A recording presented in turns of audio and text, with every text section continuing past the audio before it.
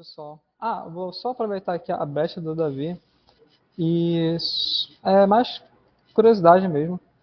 Como ele falou, né, sobre o ContainerNet, tem um comando que vocês podem pesquisar, que é o OVS-VSCTL. Como a gente sabe que o Mininet ele funciona, né, tendo como base o UPV Switch, os comandos do UPV Switch eles funcionam na Mininet. A gente consegue lá, no caso, adicionar algum elemento novo lá no nosso switch. Então, para quem quiser curiosidade, né, eu vou até colocar aqui no chat para vocês. O Pedro vai colocar esse comando aqui na descrição do vídeo, para quem estiver assistindo aí no YouTube. Beleza? E vamos começar aqui a nossa aula, né, pessoal? Finalmente chegamos, né? Nosso curso é um curso de redes definidas por software. Está um tempão falando isso, mas a gente vai descobrir hoje o que é redes definidas por software, né? Bem no meio do curso. Mas faz parte, é bacana a gente ter essa noção prévia antes, né? Conhecer algumas ferramentas legais para poder ir bem, né? Não basta só saber, tem que saber bem. Então aqui nosso cronograma da nossa aula, né? A gente vai aprender finalmente o que é redes definidas por software, vou contar o que foi que motivou tudo isso, quando é que saiu, né? Acho legal a gente saber esse contexto para entender de onde surgiu a ideia, né? Por que ela é importante, por que ela é interessante, por que ela muda, né? Que paradigma que muda. A gente aprendeu o que é o OpenFlow, a gente aprendeu o que é o tal dos controllers, que eu falei para vocês na última aula. Na próxima aula a gente vai aprender o que é controllers. Que a gente usou aí no exemplo do ContainerNet e tal. E aqui também a gente vai ver uma outra abordagem, que é P4 e tudo mais. E aqui um bônus para vocês, que é vista dessas funções de rede, né? Isso aqui lá para o finalzinho. Então, bora contar aqui uma breve história, no tempo do bicho lascado, como é que era a computação, né? Sempre teve servidores, né, pessoal? Antigamente, os servidores, né, eles usavam a ideia chamada bare metal. O que é a ideia bare metal, né? A gente tem um servidor e cada servidor tem a sua aplicação. Em caso aqui nós temos um servidor aqui dedicado só para e-mail. Aqui temos um servidor para banco de dados. Esse aqui é o Rocket Chat, é um serviço que a gente usa aqui no Lasso. Open source de mensagens e tudo mais. Aqui o amigo de vocês, o Nextcloud, vocês acessam, né, o material das aulas e tudo mais. Então, antigamente, né, no início da computação, a gente tinha esse panorama, né, de servidores. E tudo isso mudou quando uma empresa chamada VMware, ela criou um novo software chamado Hypervisor. O Hypervisor, ele conseguia fazer com que a gente conseguisse rodar um sistema operacional como se fosse uma janela dentro do nosso próprio sistema operacional, né? No caso, eu acho que vocês estão mais familiarizados com um outro nome, né? Isso aqui, vocês têm o da Oracle, né? O VirtualBox. É a mesma ideia. Então aqui a gente tem na imagem para vocês como é que é o Hypervisor, né? Tudo mais. Então aqui a gente conseguia fazer algo diferente do que era antes do sistema de baremétrico. A gente conseguia ter um computador rodando vários serviços e naquele computador rodando vários sistemas operacionais, né? Outra coisa interessante também que o Hypervisor ele possibilitou, né? E é muito top isso, que é a capacidade de, por exemplo, estar rodando um serviço em um computador A. Por exemplo, esse bem aqui. Né? Vocês estão vendo meu cursor, né? Acho que está um pouco ruim, mas acho que vocês estão vendo. Então a gente tem aqui um serviço, por exemplo, do Nextcloud. E aí a gente, poxa, esse computador aqui ele precisa passar uma manutenção e tudo mais. Então, o que a gente faz? A gente pode transferir esse serviço para outro computador. Como? A gente pausava o Hypervisor, ele salvava ali a cache, o contexto, né, do que a gente estava fazendo, e a gente conseguia mandar pela rede, aquela VM, aquela máquina virtual, para um outro computador para ele ser executado lá. Isso de forma transparente para quem estava usando, né, o serviço. E isso, assim, foi um boom, assim, isso mudou muito a forma como a gente estava vendo, né, servidores e tudo mais. Então, nessa onda, algumas empresas aproveitaram, né, para criar os seus próprios serviços de servidores, né. Uma dessas empresas aqui foi a Amazon, né, ela criou, por exemplo, aqui o AWS, né. A AWS, ele faz isso, embora hoje em dia a gente use tecnologias mais interessantes como Kubernetes, tudo mais, a gente usa a ideia de containers, embora também tenha nessa ideia de VMs ainda, né, que a gente teve a oportunidade de usar o AWS para desfilar uma VMzinha Ubuntu e tudo mais. Então, isso foi a história da computação em nuvem, né? A gente conseguia agora ter acesso a poder computacional de forma escalável, elástica, tudo bonitinho. Não que antes a gente não pudesse ter acesso a esse poder computacional, só que é um pouco diferente. Por exemplo, digamos que o Pedro ele quisesse. Não, melhor, o Matne. Pronto, o Matne que é responsável aqui pelo site do Laço, né? Tá gravando até o nosso vídeo aqui, a gente boa pra caramba. Ele quer colocar o site do Laço em um servidor externo, né? Um servidor que não seja do nosso laboratório. Como é que era antigamente? A gente chegava com o Pedro e falava, olha, Pedro, eu quero colocar aqui o site do Laço. Então, o, o, o Pedro, beleza, eu separo aqui um computador para você e esse computador aqui é só para isso. Então, pessoal, vocês podem imaginar o quê? Que com essa nova tecnologia, né, o nosso tráfego na rede, ele mudou bastante, né? Porque antigamente passava só os pacotes, a gente está passando agora uma máquina inteira, VMs lá para o nosso tráfego e tal. Então, os nossos máquinas, nossos servidores evoluindo bastante, evoluindo muito, muito, muito, mas em contrapartida, as nossas redes, elas continuaram as mesmas coisas. Elas não mudavam. Mas por que elas não mudavam? Isso vem muito do mindset das empresas que criavam os dispositivos das redes, né? Para as empresas, o que acontece? Eles vendiam a gente o dispositivo como sendo uma caixa preta, né? A gente, olha, esse dispositivo ele entra aqui, um dado e sai por aqui. O que acontece ali pelo meio a gente não sabe, né? O firmware, né, o software que é embarcado no dispositivo, ele era visto antigamente como um tesouro da empresa, né? Algo que ela não pode compartilhar, porque, poxa, se eu compartilhar aqui o meu concorrente, ele vai pegar e vai fazer um produto e tal. A gente teve um trabalho de desenvolver e tudo mais. E o que acontece? Havia muita dificuldade de implementar novas mudanças dentro dos dispositivos de redes, né? Porque muitas vezes, para implementar uma mudança nova, é necessário, sei lá, trocar o firmware do dispositivo e tal. Então, isso dificulta bastante, né? A implementação dessas esses novos softwares, novos avanços, né? Na área dos dispositivos de rede, né? Uma coisa que eu até coloquei aqui, interessante, é que as novas tecnologias de software dentro desses dispositivos eram muitas vezes ligadas a adquirir um hardware novo, né? Então, o que acontece? Se eu quisesse ter agora acesso a um novo protocolo dentro do meu switch, eu teria que comprar um switch novo. Caramba, isso aí é extremamente caro, né? Dispendioso. Então, eu tenho um switch que ele está funcionando aqui no laboratório, sei lá. E aí, eu quero colocar nele, testar nele um protocolo novo. Embora ele tenha o poder computacional para rodar aquele protocolo novo, eu não posso. Por quê? Porque eu não tenho acesso ao software embarcado nele, de forma a eu conseguir implementar esse protocolo novo nesse dispositivo. Né? Eu teria que comprar um dispositivo novo, eu teria que gastar dinheiro. Tem até uma brincadeira aqui, né, que eu coloquei aqui. Então, nós temos aqui o professor Debara, nossa, nós queremos testar aqui o novo protocolo e tal, que estamos desenvolvendo aqui no laboratório. Aí ele chega lá com o manager da companhia lá, sei lá, vou colocar aqui a Cisco. Poxa, nós queremos testar aqui no protocolo, tá? Não, tudo bem, nós vamos implementar aqui o nosso firmware de forma que ele aceite aqui o protocolo e tudo mais. Aguarde só um pouquinho aqui e tal, tudo mais. Aí beleza, passava aí um tempo, 3 meses.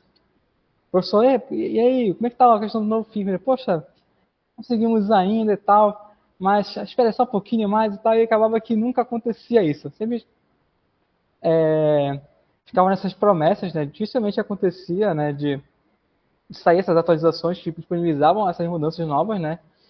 Então, a comunidade acadêmica, ela pensou assim, poxa, não dá. A gente quer avançar aqui no desenvolvimento dessas novas tecnologias voltadas para dispositivos de redes, mas da forma como está sendo implementado os softwares dentro dos dispositivos, está inviabilizando, né, o avanço nessa área. E aí, o que acontece? Para solucionar esse problema, é que a gente tem o nosso conceito de redes definidas por software. Então, o que são as redes definidas por software? Elas são um modelo de arquitetura que ela visa revolucionar a forma como as redes são controladas e operadas. Em vez da abordagem tradicional, onde a lógica de controle e do plano de dados residem juntos no mesmo dispositivo, o SDN ele propõe a separação desses dois componentes. Então, essa arquitetura ela permite uma maior flexibilidade, o que facilita a configuração, o gerenciamento e a escalabilidade das redes, né? Então, eu falo que separar, né, plano de controle e plano de dados. Mas o que é esse plano de controle? O que é esse tal de plano de dados? Eu não cheguei a ouvir isso no curso de graduação e tudo mais, tudo bem. O plano de controle, ele é o que é o responsável por tomar as decisões sobre o encaminhamento dos pacotes. Ele determina, por exemplo, qual é o melhor caminho para um pacote específico seguir na rede. Com a arquitetura SDN, o plano de controle é centralizado em um componente conhecido como controlador SDN, que possui uma visão global da rede e que, por isso, ele possibilita uma gestão mais eficaz com base em políticas centralizadas. Então, nós temos aqui o nosso controlador SDN que ele vai lá dizer como é que vai ser a nossa lógica, né, do nosso controle, como é que vai passar o tráfego, né, entre cada dispositivo da rede agora. E nós temos agora o plano de dados, né? O plano de dados ele recebe as instruções do controle e as executa. Então, o encaminhamento, efetivamente, dos pacotes, né, ele se dá ali pelo plano de dados, né? Então, o controlador ele fala, olha, esse encaminhamento tem que ser assim, e o plano de dados vai lá e executa, né? No nosso modelo tradicional de switch, né, esses dois elementos estão ali em conjunto, né? Tanto nos roteadores quanto nos switches, eles possuem tanto o plano de controle quanto o plano de dados integrados. Isso significa que esses dispositivos eles tomam decisões de caminhamento de pacote e execução localmente. Diferente da nossa arquitetura, né, do SDN, que a gente vai separar e ter um controlador que vai ter a função do plano de controle e a função de plano de dados fica só ali no switch, né, e só executa.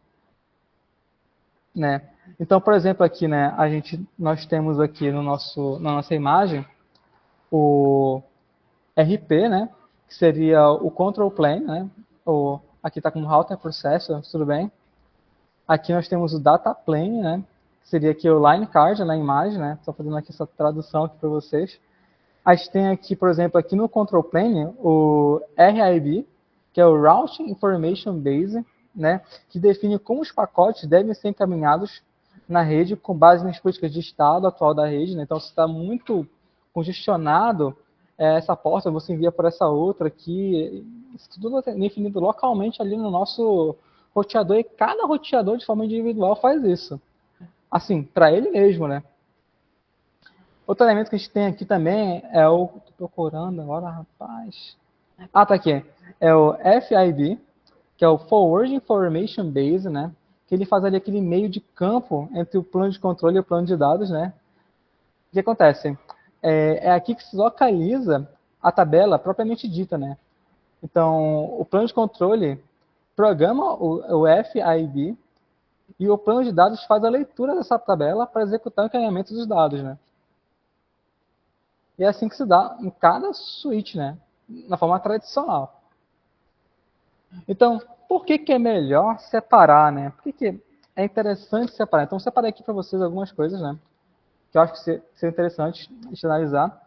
A primeira, que é o que eu veio comentar com vocês anteriormente, é que na rede tradicional o plano de controle está diretamente ligado ao equipamento. No caso, o que isso limita a introdução de novas funcionalidades e dificulta a atualização do sistema. Então, separar o plano de controle do plano de dados, ele possibilita uma rápida inovação, né? A gente permite a implementação mais fácil de novos algoritmos que podem estar operando ali em cada switch, né? Outra coisa também interessante, né? A gente ter uma evolução independente do hardware do software. Como eu tinha falado para vocês anteriormente, né? Bem no início da aula, para você adquirir, para você ter acesso a novos protocolos, na visão antiga das empresas que faziam equipamentos de switch, roteadores, você tinha que comprar um equipamento novo, né? Então você tinha um equipamento que tinha um poder para rodar, mas você não poderia fazer rodar o software ali se você não tinha acesso, né, ao firmware do dispositivo, né? Outra coisa interessante que a gente tem de vantagem em separar aqui esses dois planos, né, é ter uma visão global da rede. Com o controlador centralizado, os administradores têm uma visão abrangente de toda a rede, o que facilita a otimização de seu comportamento. A gente consegue ter uma visão dos problemas de forma geral, né? E isso possibilita a desenvolver soluções que levem em conta toda a topologia da rede. Dessa forma, o nosso controlador ele pode gerenciar e alocar recursos de maneira mais eficiente e responsiva às demandas do sistema. Outra coisa interessante é ter uma maior flexibilidade, né? A separação dos planos proporciona uma grande flexibilidade, pois, especialmente introduz novos serviços de ajuda a políticas de rede em tempo real. O que isso quer dizer? O que eu quero dizer com isso, né? É que a gente consegue a introdução de novos serviços de forma mais rápida. Eu quero colocar um serviço novo na rede, é muito mais rápido, né? Um controlador, porque a gente não tem a necessidade de configurar individualmente cada dispositivo, né? Não sei se você já teve a experiência de controlar, né, de configurar, perdão, um switch. Você tem que ir lá no, se você está Windows, você dá o ipconfig e ver lá qual é o IP do dispositivo, entra lá no usuário, a senha, já enche de mim, você vai lá e configura o dispositivo, né? Faz o clone do Mac para poder, caso você queira ter um roteador, né? Conectado a um outro roteador que vem da companhia de telefone, né? Aí você faz o clone do Mac. Então, cada configuração no dispositivo você tem falta individual. Se você tem vários dispositivos, você tem 100 dispositivos, você tem que configurar individualmente 100 dispositivos, né? Já na forma usando um controlador, você conseguiria, através do controlador, configurar esses 100 dispositivos de uma só vez. Né? Você podia aplicar uma política para o controlador e aplicar para todos os dispositivos, né? Outra coisa também interessante é que a gente consegue ter uma facilidade mais de depuração. A gente tem um elemento ali que agora consegue capturar, né, informações gerais da rede, a gente consegue depurar ali de forma muito mais otimizada, né? Voltando também para essa ideia de custo, como a gente separa agora a nossa lógica de controle de dados, agora a gente tem um hardware, um dispositivo muito mais simples, né? A gente pode ter um dispositivo muito mais em conta, muito mais barato, né? Por conta disso, né? Porque ali não tem muito a parte de desenvolvimento, né, dos protocolos e tudo mais, o software que é embarcado ali, da inteligência do dispositivo, ele não é mais problema tanto da companhia. Ela vai dar um software, mas agora a gente pode seguir, né, um desenvolvimento paralelo, né, de código aberto e tudo mais. E isso implica em custos menores, porque o dispositivo agora é mais simples. Ele só está ali recebendo informações de um controlador e ele só executa a ação. Ele não tem aquela tomada de decisão mais, né? Vamos lá, rapidinho. Bom, vamos aqui a nossa arquitetura do nosso SDN, né? Nós temos aqui os nossos elementos agora de SDN, né? Nós temos aqui os nossos switches OpenFlow. Sobre o protocolo OpenFlow a gente vai falar daqui a pouquinho, não se preocupe, segura aí, rapidão. Nós temos agora os nossos controladores, que é o que fica responsável pelo nosso serviço da rede. Vamos lá, falar um pouquinho dele também. Temos aqui o nosso Security Channel, Flow Tables e as nossas APIs. Vamos falar agora mais especificamente de cada um. Então, vamos começar aqui por nossos OpenFlow Switch, né, ou comutadores, como a gente em língua portuguesa, né? Quem não sabe, switch em língua portuguesa é comutadores. Então, os computadores do OpenFlow são dispositivos de rede responsáveis pelo encaminhamento dos pacotes. Eles operam no plano de dados e dependem das instruções do controlador SDN para definir como encaminhar os pacotes, né? Então, a gente tem aqui apenas um elemento, né, que trabalha a inteligência dele vem através do nosso controlador, né? Então, é mais fácil de ser programado, né? Enfim, já abordamos isso anteriormente, vamos dar continuidade aqui. Nós temos aqui o nosso controlador, né? Então, é aqui que fica o cérebro, entre aspas, né, do nossa arquitetura. Ele que toma as decisões de roteamento e políticas de redes, ele possui uma visão global do ambiente, né? Através do canal seguro, né, o controlador configura os comutadores, né, de acordo com as políticas que foram estabelecidas, como balanceamento de carga, otimização de tráfego e segurança. Bom, ele se comunica com aplicações por meio de APIs de nível superior, né, o Northbound, né, e, por exemplo, aqui do Northbound tem um exemplo aqui que seria uma API REST, que por sinal a gente vai ver isso na nossa próxima aula. A gente vai brincar um pouco com isso aqui, né? E se comunica com os níveis abaixo, né, através da Southbound, que no caso, a Southbound é que permite a integração ampla com dispositivos que estão ali no nossa rede, né, nos switches, nos nossos comutadores de pacote. Né. Então, sobre a nossa Southbound, a gente vai falar dela daqui a pouquinho, né. Nós temos também aqui as tabelas de fluxo, né, que elas ficam armazenadas, né, nos nossos computadores. Elas armazenam as regras de encaminhamento que o controlador SLM define, né? Cada entrada da tabela especifica uma correspondência, né? Um match para certo tipo de tráfego. E uma ação a ser tomada. Por exemplo, encaminhar, descartar, modificar pacote, enfim. Quando o pacote chega ao computador, ele é comparado com as entradas da tabela de fluxo. Se uma correspondência for encontrada, a ação associada aquele fluxo é executado. Senão, o pacote é enviado ao controlador para que ele tome uma decisão de encaminhamento apropriada. Né? Nós temos aqui um exemplo de uma tabela aqui, né, de fluxo, né? Aqui para o protocolo OpenFlow 1, já vai falar do protocolo OpenFlow, segura, que apresenta aqui, por exemplo, um exemplo de regras de fluxo aqui. Né? Então, a gente tem aqui alguns elementos. O primeiro aqui, que é o partner, né, são os campos de correspondência. Né? Então, qual é a ideia? Cada regra ela especifica uma série de campos que são usados para identificar o tipo de pacote. Exemplos comuns incluem IP de origem, que é o nosso caso bem aqui, né? Endereço de IP de destino, porta de origem, porta de destino. Então, esses campos eles permitem que o switch reconheça pacotes específicos e aplique ações apropriadas, né? Então, aqui nós temos aqui as ações propriamente ditas, que é o que o switch vai fazer de acordo com aquela regra que a gente estabeleceu aqui. No caso, a gente tem, por exemplo, encaminhar, destacar, modificar. Nós temos aqui os counters, né? Então, cada regra mantém contadores que registram a quantidade de vezes que a regra foi aplicada. Isso inclui o número de pacotes e bits processados. Esses contadores são úteis para monitorar monitoramento de estatísticas, né, e ajudar os administradores de rede a entender como é que está dando o comportamento do nosso tráfego. Né. E por último, nós temos aqui a nossa prioridade, nós temos várias regras, né, cada uma com prioridades distintas. Né. Então, se nós tivermos, por exemplo, um partner, né, uma ação, né, um campo de correspondência. Falei, não ia esquecer.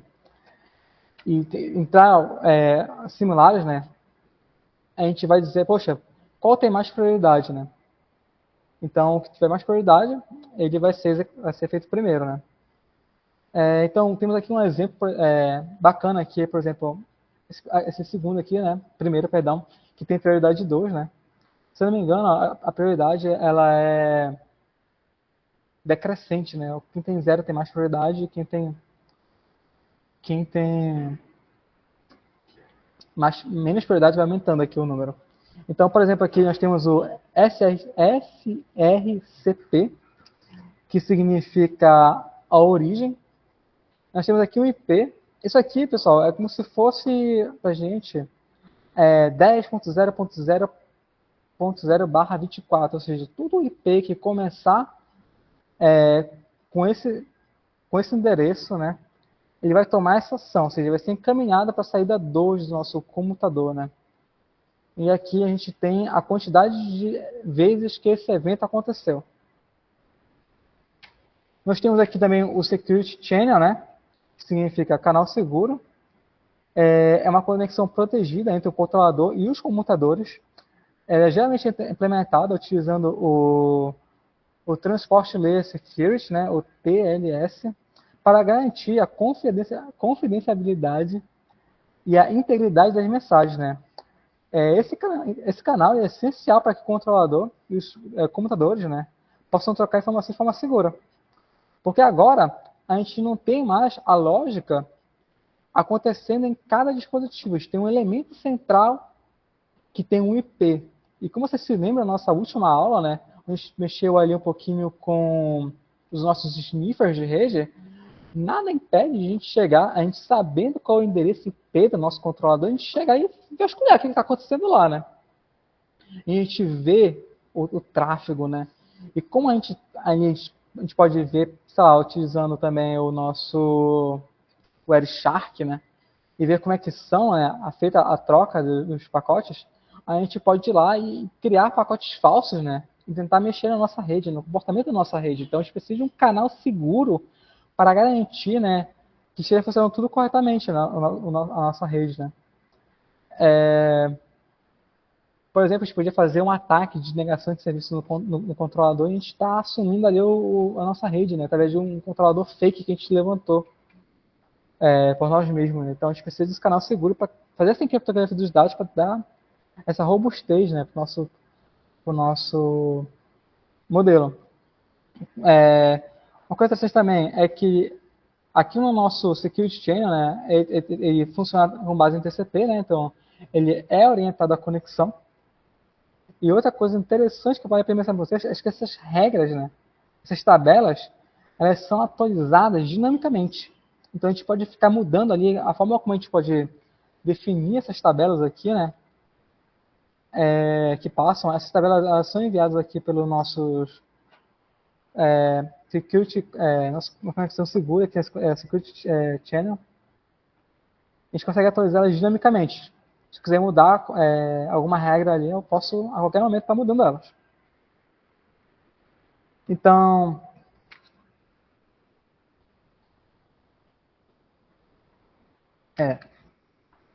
nós temos aqui agora o nosso... Vamos lá. Desculpa, pessoal, estou com tá bem seco agora. A comunicação entre o controlador e os dispositivos de redes, ela pode ocorrer de duas maneiras.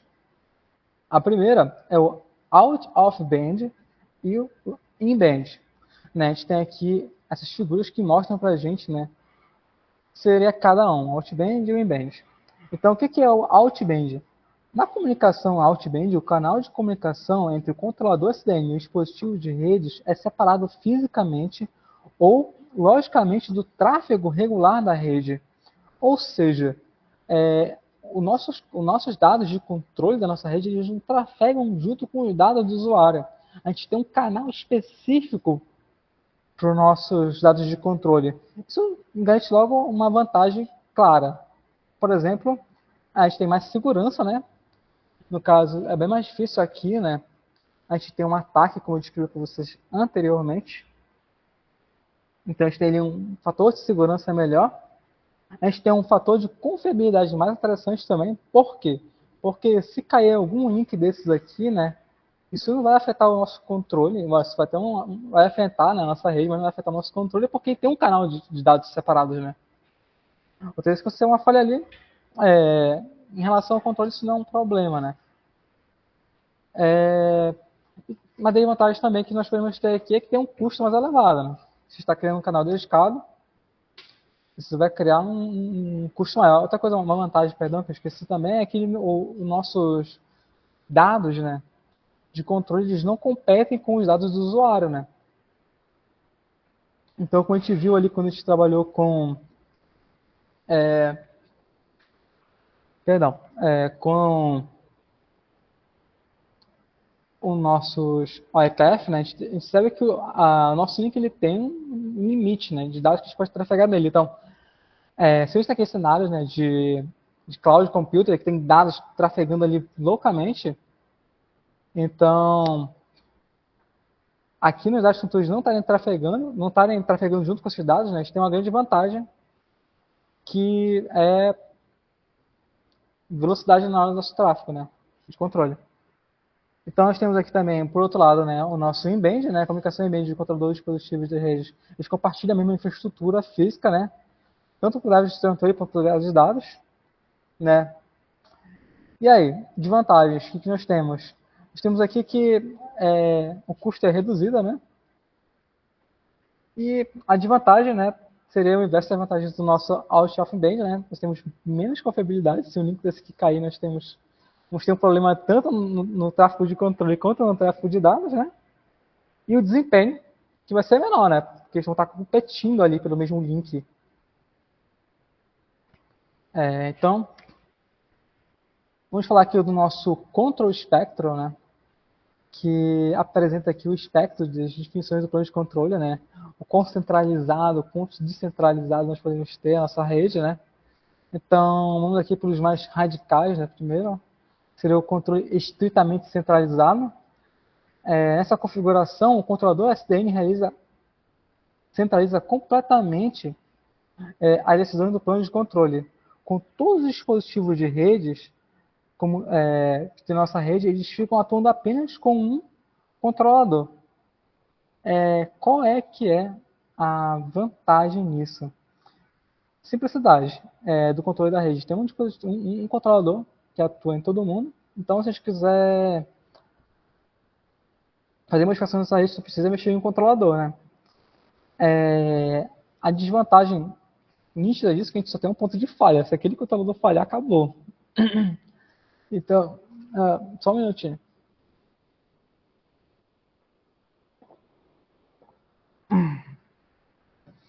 Então, a gente tem um único ponto de falha aqui. Se ele cair, acabou a nossa rede. E também, ele é pouco escalável, né? Porque se a gente for aumentando a nossa rede, tem uma hora que vai saturar o nosso controle ali. Então, dependendo de como é que é a nossa rede, né? A gente pode tentar escolher uma dessas abordagens, talvez seja melhor para um tipo, mas não seja melhor para outros, né? Principalmente para redes muito grandes, isso não é recomendado. Ali no meio termo, né? Nós temos o controle logicamente centralizado. Então, essa abordagem, ela tenta procurar ali o meio de campo, tentar pegar ali o benefício das duas, né, abordagens, tanto da centralizada quanto da distribuída, né, que é o nosso modelo convencional, que a gente já tem na internet e tudo mais.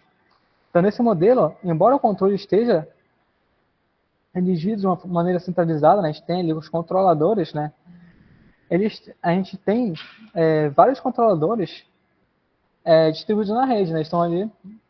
A gente tem o benefício de ter a centralização da nossa rede, né, através de controladores, mas a gente não tem mais só um controlador atuando na rede toda, a gente tem vários controladores distribuídos. Então, as vantagens é que a gente não tem mais só um ponto, né, de falha, a gente tem agora, de certa forma, uma resiliência melhor, né, pois a rede ela pode ser expandida. Então, se quiser colocar mais elementos na nossa rede, é só colocar mais controladores também, né? E evita que caso só um quebre, caia a nossa rede inteira, né? E nós temos também nosso modo tradicional, né, que é o nosso modo distribuído, né, onde cada elemento da nossa rede tem o seu próprio plano de controle, que toma a decisãozinha direitinho para ele, que é o nosso modelo convencional, né. Uma coisa importante, até coloquei aqui no canto, né, é que o SDN, pessoal, ela não tem como objetivo, né, substituir os nossos modelos atuais, né, de como a gente gere, né, o controle ali para todos os elementos da rede, né? Então a gente pode ter, né, dentro da internet, aqueles comutadores de forma tradicional sem problema nenhum. A gente quer mais para alguns casos específicos, né? Por exemplo, nossos cenários de cloud computing eles são muito bem-vindos, né? Mas ali para o meio da internet, talvez, ou na sua casa, não tem necessidade de ter um controlador SDN, às vezes, então é bom estar atento para tentar substituir, assim, por completo que já temos, né? Então, vamos falar aqui do OpenFlow, né? O OpenFlow, ele é o protocolo central de transmissão FTTN, né? É ele que permite a comunicação entre o controlador e os dispositivos da rede, né? Então, ele atua ali no southbound, né? Que a gente estava precisando da agorinha. No caso, ele que vai ali, né? Fazer com que o controlador converse com os switches e roteadores, né? Ele foi desenvolvido originalmente para padronizar e facilitar o controle centralizado das redes, né? Possibilitando, no caso, a programação e o gerenciamento flexível, né, dos nossos fluxos de pacotes. Então, o OpenFlow é que ele define o formato das mensagens,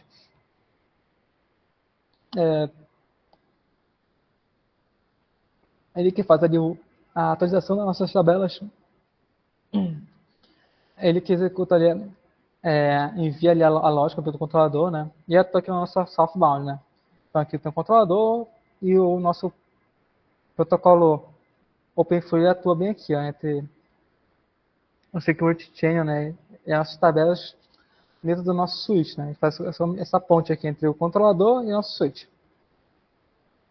Então nós temos aqui as nossas primitivas, né?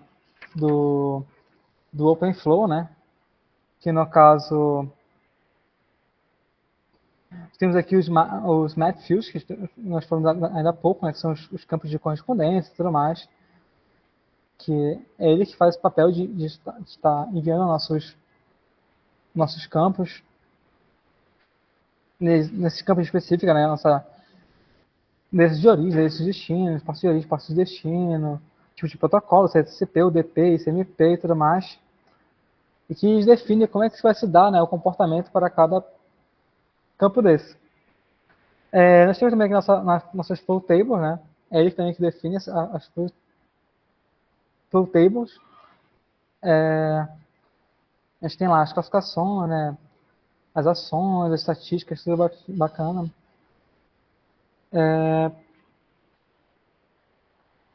Só um minutinho.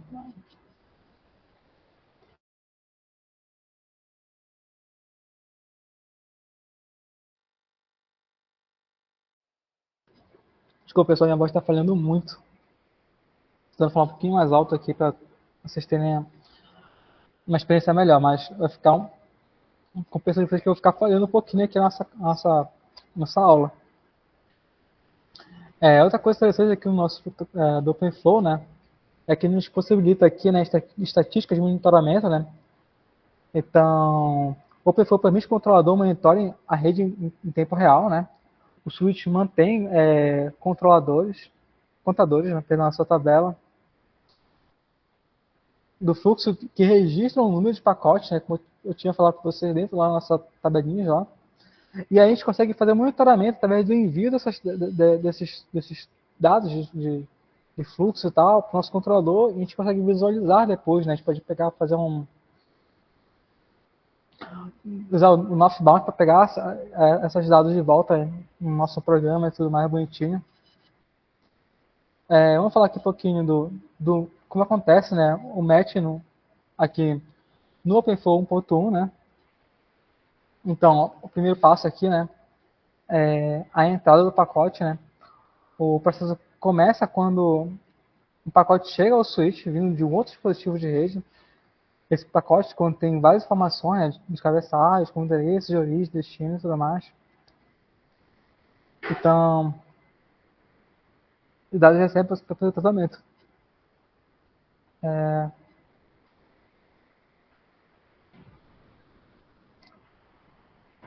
Pessoal, rapidinho, só por favor escreva o nome de vocês no chat pra gente coletar a frequência de hoje, tá?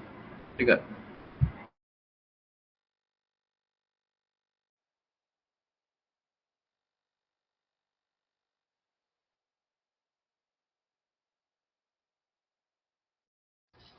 Então, pessoal, voltando aqui, enquanto vocês escrevem aí o nome de vocês,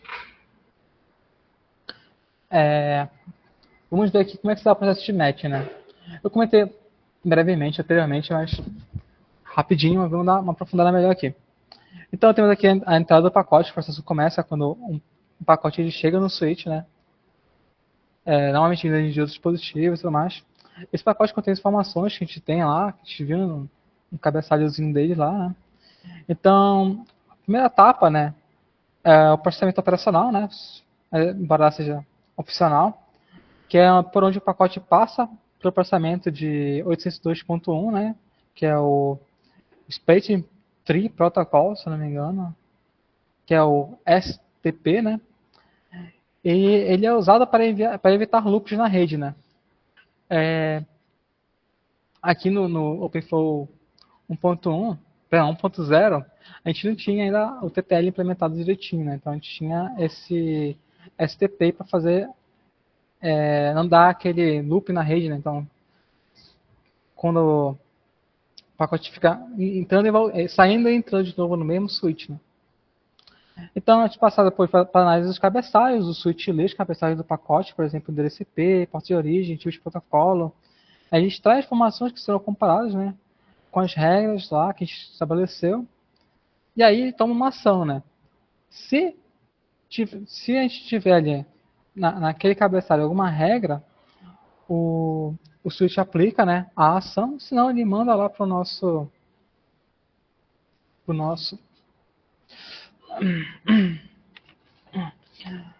controlador para ele definir qual vai ser a regra para aquele pacote, né?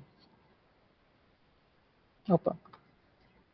Então temos aqui a evolução, né, do nosso OpenFlow. A primeira versão dele saiu em 2018, né? Primeira versão estável, perdão. Então ele conduziu aqui o conceito básico de fluxo, né, tabela de fluxo, correspondências simples, baseadas em atributos de pacote, como DCP, porta de origem, destino. Como limitações dele, que ele possuía uma única tabela de fluxo, né, o que limitava a complexidade das políticas de roteamento e a flexibilidade de rede. Era voltada principalmente para a experimentação em ambientes acadêmicos, né? Depois já veio aqui para o nosso OpenFlow 1.1, né, que foi lançado em 2011. Ele introduziu, né, aqui a possibilidade de a gente usar múltiplas tabelas de fluxo, né, o que permitiu que o switch aplicasse diferentes regras, né, sequencialmente. Ele também adicionou suporte para o conceito de grupos. Então, isso facilitou muito a operação com balanceamento de carga e multicast, né. Então, a gente tem um grupo ali de regras e só aplicar ali para o nosso switch. Então, nós temos também aqui o nosso protocolo do OpenFlow 1.2, que foi lançado também em 2011, que ele adicionou suporte para a correspondência de endereços de PVC, né? E melhorou a interoperabilidade com diferentes tipos de cabeçalhos de pacote, né? Então, a versão 1.2 também introduziu suporte à customização de campos de cabeçalho personalizáveis, né? E, por último, né, a versão 1.3, que ela já lançou aqui em 2012, né? Ela introduziu suporte para os contadores de fluxos e ações mais complexos, como o decremento do TTL e tudo mais, e a manipulação de rótulos MPLS, né? Essa versão também melhorou a capacidade do controle de tráfego com a introdução de filhas de qualidade de serviço, né? Que é OS e temporizadores, né? Então,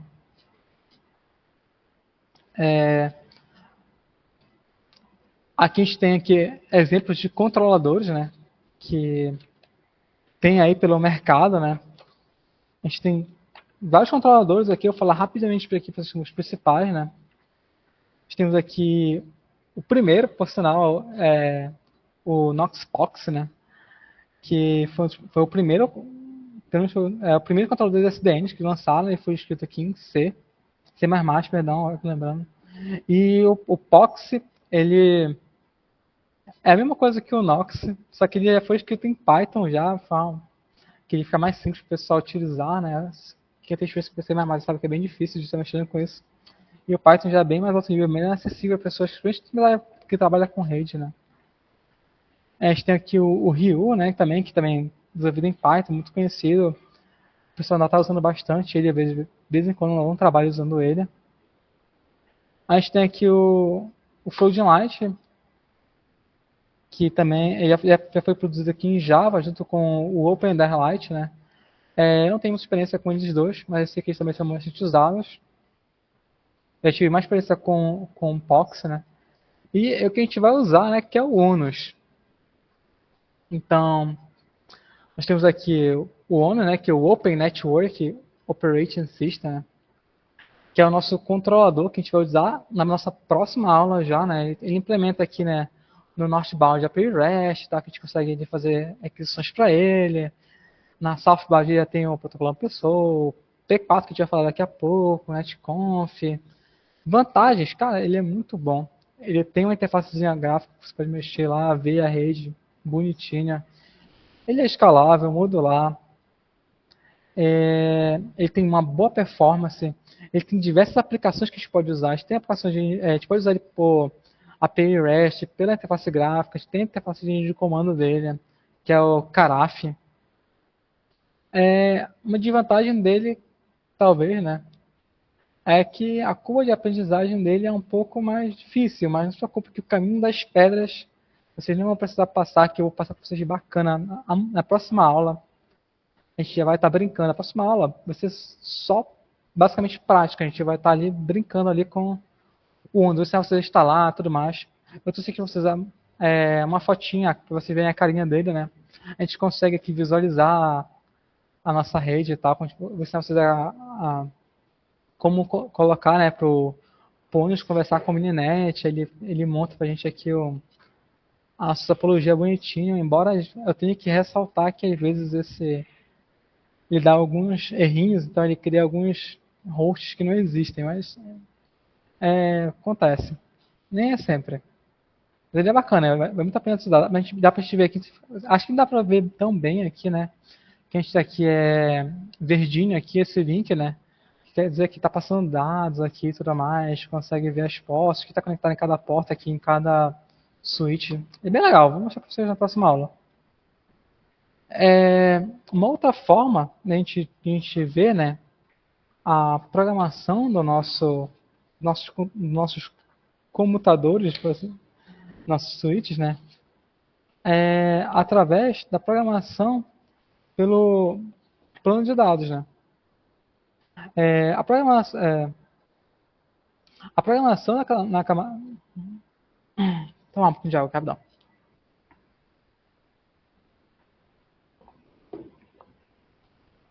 Então, a programação na camada de dados em redes SDN define que os dispositivos de rede, como switches ou roteadores, executem instruções personalizadas sobre como processar os pacotes que passam por eles. Em vez de se limitarem a regras de caminhamento pré-definidas, esses dispositivos se tornam programáveis e podem ser configurados para manipular o tráfego de rede de maneira mais avançada, podemos dizer assim, específica, dependendo da necessidade da rede, né? Então, ao invés de ter um controlador aqui no nosso programação pelo plano de dados, né, a gente consegue ali desenvolver uma espécie de programar a nossa rede de forma diretamente, né? Então, o controle ele ainda fica ali, né, no nosso switch, só que a gente consegue programar ele diretamente. A gente consegue colocar como se fosse um programazinho ali para ele, né? E dizer como é que ele vai se comportar, né? Então, a exemplo disso, a gente tem o P4, que é o Programming Protocol Interdependent Packet Processor, né? Que é uma solução que foi desenvolvida aí para programação, né? No plano de dados, né? Então aqui a gente tem algumas características que ele é open source, né? É um protocolo independente de controlador. A gente não precisa de um controlador para utilizar o P4, né? Ele tem aí a capacidade, né, de mexer ali de reconfigurar os campos e tudo mais, de dizer como nossos pacotes vão se comportar ali no nosso elemento de comutação, né? Então aqui a gente tem aqui, né, nossos, que eu citei brevemente para vocês, né, são os 4 objetivos do nosso protocolo P4, né, que é a interdependência dele, né, de arquitetura. No caso, um programa P4 não deve se preocupar com detalhes de equipamento, de processo, de pacote. Quem faz isso é o compilador. Ele consegue configurar os campos e tudo mais. E tem interdependência entre protocolos, né? Vou falar aqui para vocês.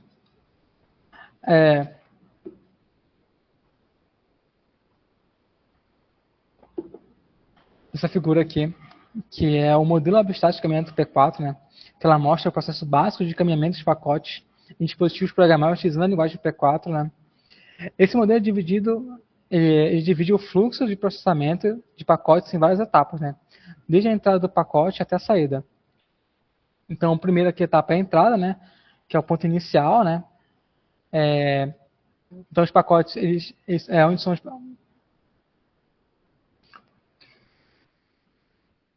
é, é onde entra os pacotes.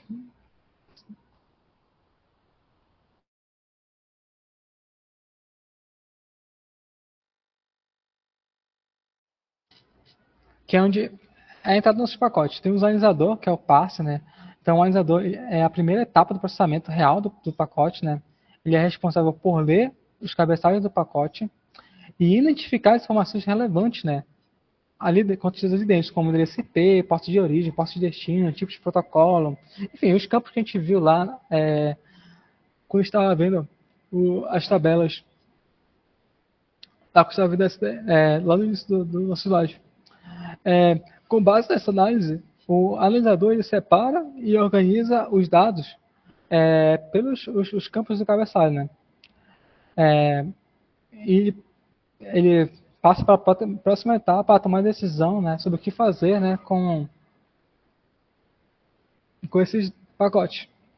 Então, tem aqui o Max Action, né, aqui que está dividido em dois, que é a entrada e saída, né. Então, vamos falar aqui primeiramente da entrada, que após a análise desses cabeçalhos, né, a gente tem ali o campo de correspondência, o campo de match, né, tal qual a gente tinha visto antes, que ele verifica, né, qual seria a correspondência, né,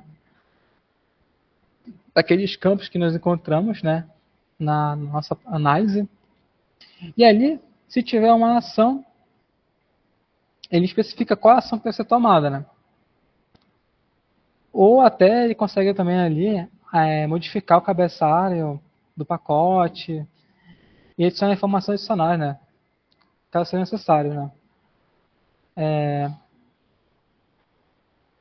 Nós temos ali posteriormente o nosso buffer, né? Que ele atua como um ponto intermediário, onde os pacotes podem ser armazenados temporariamente antes de passarem para a próxima etapa de processamento. Tá. Essa etapa é importante, pois permite que os pacotes sejam organizados, garantindo que eles sejam processados em ordem correta ou alopados para operações adicionais, né? E por último, nós temos aqui o match action de saída, né? Que após ele passar pelo buff, ser ordenado direitinho, né? Aqui uma nova verificação de correspondência é feita, né?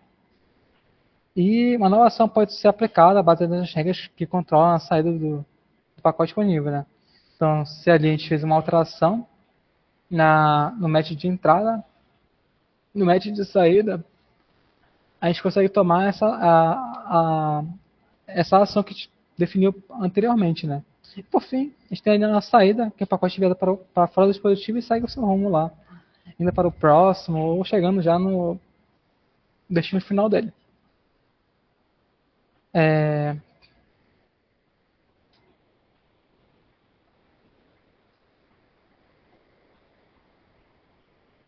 Então, nós temos aqui, né, a nossa estrutura, né, do nosso programa P4, né, que ele é composto aqui, né, pelos headers, né, que são a lista dos campos dos cabeçalhos de pacotes que serão manipulados. Cada campo, né, aqui no nosso header, ele é definido com um nome e um tamanho, facilitando o acesso e a modificação dos dados contidos no cabeçalho. Nós temos aqui os nossos parsers, né, que identifica e extrai os valores dos cabeçalhos, né, permitindo que os dispositivos de rede compreendam o tipo de tráfego que está processando. Nós temos as ações relacionadas àqueles parsers, né, seria aqui muito parecido com o que a gente viu anteriormente. E por fim tem as tabelas, né, que relacionam os passos às ações, que no caso ele permite que os dispositivos associem as condições de correspondência, né, os matchings, com as ações apropriadas. E por fim, pessoal, você que está quase estourando aqui nosso tempo, nós temos só para finalizar aqui falar um pouquinho sobre Network Function Virtualization, né? de virtualização de funções de rede, né? Que é uma ideia nova que surgiu, né, não tão nova, mas que surgiu junto com a ideia da CDN, né? Que é uma tecnologia que permite a visualização das funções da rede, né? Separando do hardware físico, tal como a gente tinha visto na nossa primeira aula, né? As redes tradicionais, né? As funções como proxy, NAT, firewall, elas estão atreladas a equipamentos, né, proprietários e tudo mais. Então, isso dificulta muito, né, a implementação de novos serviços com baixo custo e eficiência. Né? Então, o Network Function Virtualization tem essa ideia de virtualizar, de tirar ali, né, nossos equipamentos e colocar como se fossem servidores ali, tipo, como se fosse uma função de servidor, a gente vai lá e a gente consulta ela, em vez de consultar um servidor externo, em vez de consultar o dispositivo ali que estava ali proprietário, né? Então aqui a gente pode criar um firewall virtual, né? Para proteger o nosso tráfego. A gente pode ter ali um NAT virtual para fazer a tradução dos nossos endereços IPs. Em vez de chamar ali o nosso gateway, que geralmente o switch, que é o gateway da rede, geralmente ele faz essa transforma, né, o IP da rede local para a internet, já tem ali um servidor que faz isso externamente. Tem também ali o proxy virtual, né, que faz ali o que eu falei agora, perdão. Perdão. Então, pessoal, era isso. Se você quiser, eu não trouxe aqui nenhuma prática referente a isso, mas eu coloquei esse link bem aqui, que tem um breve resumo do que a gente falou aqui hoje. Só que o que tem de interessante aqui, que realmente me fez colocar esse link aqui, é que ele possui um GitHub com várias práticas, né? Então, se vocês quiserem aprender um pouco sobre P4, vocês podem consultar esse link, que lá tem um GitHub com alguns exemplos que vocês podem treinar em casa, né? Quem quiser ficar muito bom em SDN, conhecer bem, acho que vale muito a pena vocês fazerem esses exercícios. E não mais, pessoal, fico aguardando vocês aqui na próxima aula, onde a gente vai falar sobre o ônus e a gente vai colocar em prática esses conceitos que a gente tentou, que a gente falou hoje, que a gente abordou hoje.